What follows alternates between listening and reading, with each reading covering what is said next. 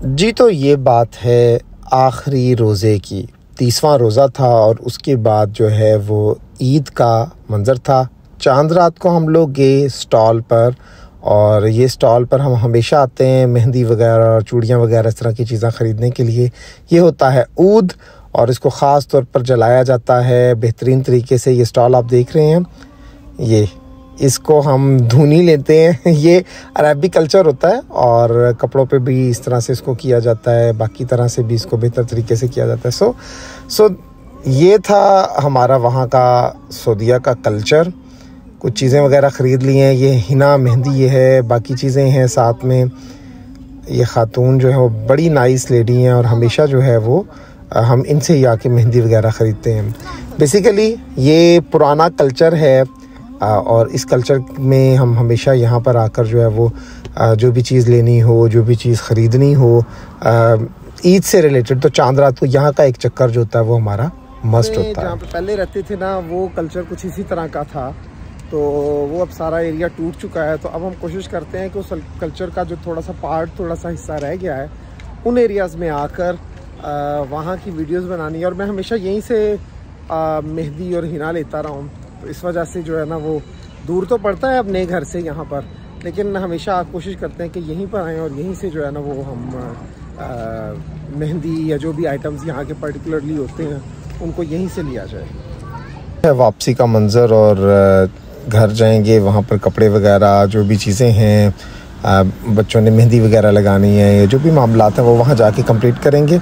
ये जो आपके सामने मुख्तलिफ़ तरह के चावल पड़े हुए नज़र आ रहे हैं, ये फ़ितराने के लिए होते हैं। यहाँ पर फ़ितराने का जो तरीक़ाकार होता है वो कुछ इस तरह से होता है कि लोग ये बहुत बड़ी तादाद में चावल वगैरह रख लेते हैं और आप कुछ भी चावल उनसे परचेज़ कर लेते हैं। एक पर्सन की मेरा ख्याल एक चावलों की थैली होती है।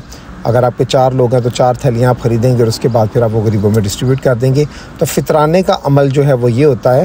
फ़ितराना बेसिकली ईद से पहले आपने अदा करना होता है। मैंने तो मोस्टली पाकिस्तान में ही अदा कर दिया था, लेकिन यहाँ पर लोग जो हैं वो फ़ितराना इस तरह से अदा करते हैं कि रोड के किनारे पर काफ़ी सारे लोग ये इस तरह से चीज़ें लेके बैठ जाते हैं जिसको आप परचेज़ करते हैं और उसके बाद फिर आप उसकी डिस्ट्रीब्यूशन करते हैं। अब हम लोग जा रहे हैं वापस। ये था वो स्टॉल जहाँ से हमने मेहंदी वगैरह और बाकी चीज़ें ख़रीद ली हैं और इस वक्त हमारा रुख जो है वो वापसी है घर की तरफ। सुबह पढ़नी है नमाज का आपको दिखाएंगे कि असल में आज हमने नमाज कहाँ पढ़ी है ईद की। इस वक्त हम लोग रेडी होकर निकलने लगे हैं नमाज के लिए ईद की।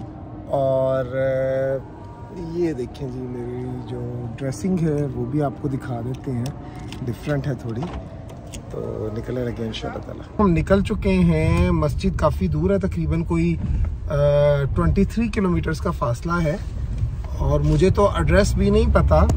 सो मैं फॉलो कर रहा हूँ अपने सामने एक इंडियन फैमिली है, उन लोगों को, और जहाँ पर वो लेकर जाएंगे वहीं पर फिर हम लोग भी पहुँच जाएंगे।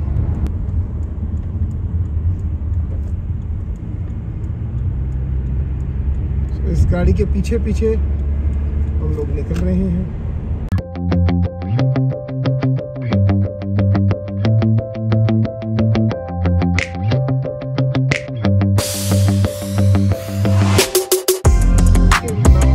दूर हम निकल आए हैं और फॉलो करते जा रहे हैं। जहां वो ले जाएगी इंडियन फैमिली, हम लोग भी वहां पहुंच जाएंगे। अब कह रहे हैं बाहर निकलने लगे, बाहर निकल जाते हैं। अबरक रकामा एक इलाका है हराजात जद्दा का, वहाँ पर अब हम लोग पहुँचने वाले हैं। तो वहाँ पर इंशाल्लाह ताला जो है वो नमाज होगी।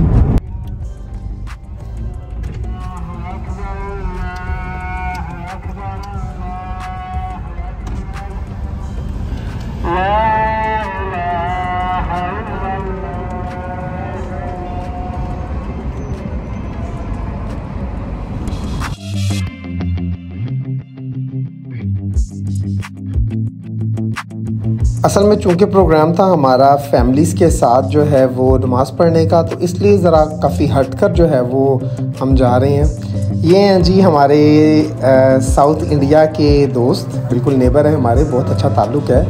और अब हम लोग जो हैं वो जा रहे हैं उस जगह पर जहाँ पर हमने जाकर ईद की नमाज़ को अदा करना है। घर के किसी एक इस्तराहा को उन्होंने बुक किया हुआ था, वहाँ पर औरतों का सेपरेट एक निज़ाम था।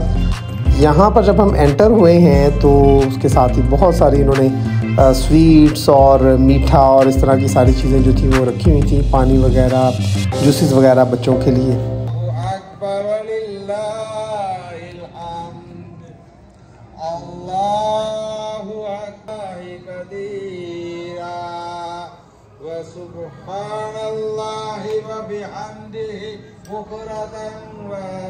देखते ही देखते काफ़ी ज़्यादा लोग आ गए और नई नई सफ़े जो है वो बनानी पड़ी और उससे जो है वो अंदाज़ा हुआ कि काफ़ी ज़्यादा बड़ी कम्युनिटी साउथ इंडियंस की यहाँ पर मौजूद है।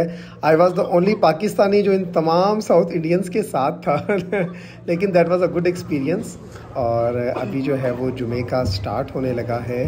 मज़े की बात ये थी कि खुतबा मुकम्मल तौर पर मलयालम लैंग्वेज में था, जो कि मुझे बिल्कुल पल्ले नहीं पड़ा कि क्या था और क्या हुआ, बट ओवरऑल बहुत अच्छा एक्सपीरियंस रहा। बहुत मेहमान नवाज लोग हैं, बहुत खुश दिली से बात करने वाले लोग हैं। तो अल्लाहु अकबर, अल्लाहु अकबर, अल्लाहु अकबर, अल्लाहु अकबर, अल्लाहु अकबर, अल्लाहु अकबर। இரவில் கொஞ்சமாவது தொழ வேண்டும் என்று நினைக்கிறோம். எவ்வளோ சூழ்நிலைகள் பகல் நேரத்தில் நம்ம இருந்தாலும் சரி, தூக்கமில்லைனாலும் சரி। टू बी वेरी ऑनेस्ट, मुझे कुछ समझ नहीं आ रही थी कि यहाँ पर क्या हो रहा है, क्या लैंग्वेज है, क्योंकि ये लैंग्वेज बहुत ज़्यादा मुश्किल है और इस लैंग्वेज को में जो है वो ईद का खुतबा हो रहा था।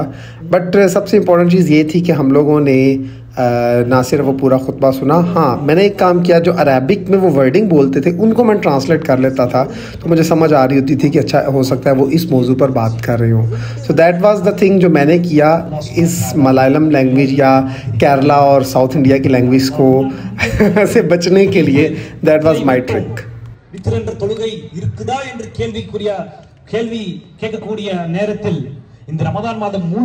ले जी फाइनली जो है वो खुतबे का एंड हुआ। चाय वगैरह, पानी, यहाँ पर बेतहाशा चीज़ें थी जो डिस्ट्रीब्यूट की गई और सैंडविचेस थे।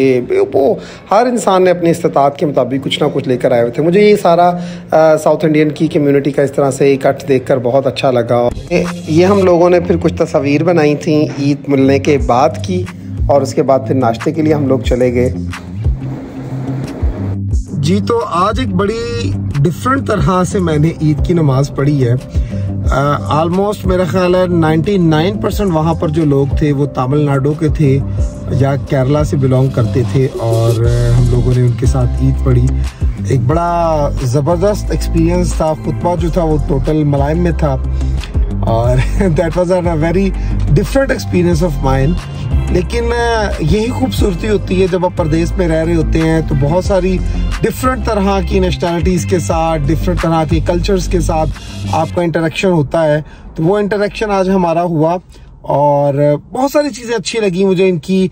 जिस तरह जब एंटर हुए हैं तो फीमेल्स के लिए सेपरेट उन्होंने सेक्शन बनाया हुआ था। उसके बाद जैसे आप एंटर होते हैं बच्चों के लिए उन्होंने लॉलीपॉप्स और इस तरह की काफ़ी सारी चीज़ें रखी हुई थी।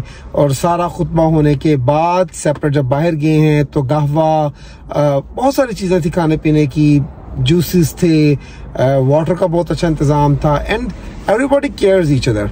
So it was one of the good experience I have so far as। और ये मेरे लिए एक नया एक्सपीरियंस था। मोस्टली हम लोग विद इन द सिटीज़ जो है वो इस तरह का करते रहते हैं, लेकिन ये चीज़ एक काफ़ी ज़्यादा जद्दा से हट के हराजात एक इलाका है, तकरीबन कोई हमारे घर से इस वक्त 25 से 30 किलोमीटर फासले पर है। जद्दा का ये एक इलाका है, और लेकिन यहाँ पर जिस तरह से वो गैदरिंग हुई और तकरीबन सब लोग एक दूसरे से मिल रहे थे। So I was feeling a little bit stranger over there. लेकिन मेरे साथ जो लोग थे उनके साथ फिर ईद ना सिर्फ मेरी मिले भी हैं। अभी हम मैं तो जल्दी आ गया हूँ गाड़ी में, मैंने कहा थोड़ी सी वीडियो भी आप लोगों के साथ शेयर करते हैं, और दूसरा जो है वो अभी आते हैं तो फिर आपकी उनसे मुलाकात भी करवाते हैं। He is actually from Tamil Nadu.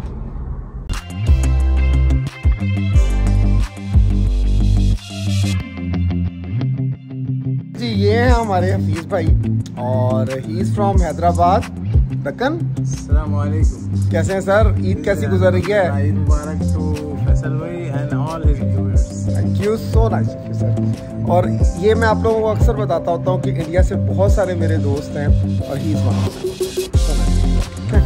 Okay okay okay.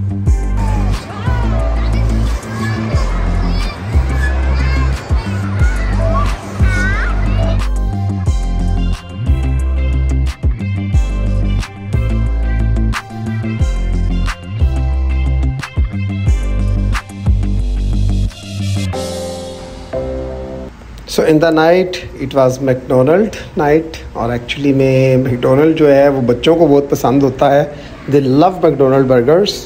तो खैर it was a good experience.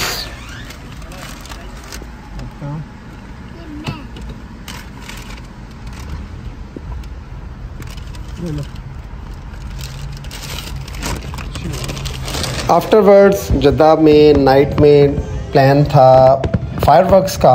क्या ही खूबसूरत फायरवर्क्स थी। It was only for 10 to 15 minutes, but बहुत मज़ा आया। लेकिन इसके लिए जो हमने मुश्किल टाइम देखा है ना फायरवर्क्स के लिए, वो एक अलग है, क्योंकि ये बहुत दूर थी, ट्रैफिक थी, वॉक बहुत करनी पड़ी, जगह लेने के लिए भी जहाँ पे बैठे हुए थे बहुत ज़्यादा रश था। But overall it was a very good experience. मज़ा आ गया फायरवर्क्स देख के। इस तरह से हमारा जो है वो जद्दा में फ़र्स्ट डे ऑफ ईद गुज़रा। नेक्स्ट दो दिन किस तरह से हमने गुजारे वो इंशाल्लाह ताला आपको मैं नेक्स्ट वीडियो में दिखाऊंगा। बट ईद के ये जो दिन थे, ये किस तरह से फ़र्स्ट डे गुज़रा है, ये आप लोगों के साथ मैं शेयर कर रहा हूँ। थोड़ी देर के लिए आप इंजॉय करें और उसके बाद फिर इंशाल्लाह ताला जो है वो नेक्स्ट वीडियो में मिलते हैं।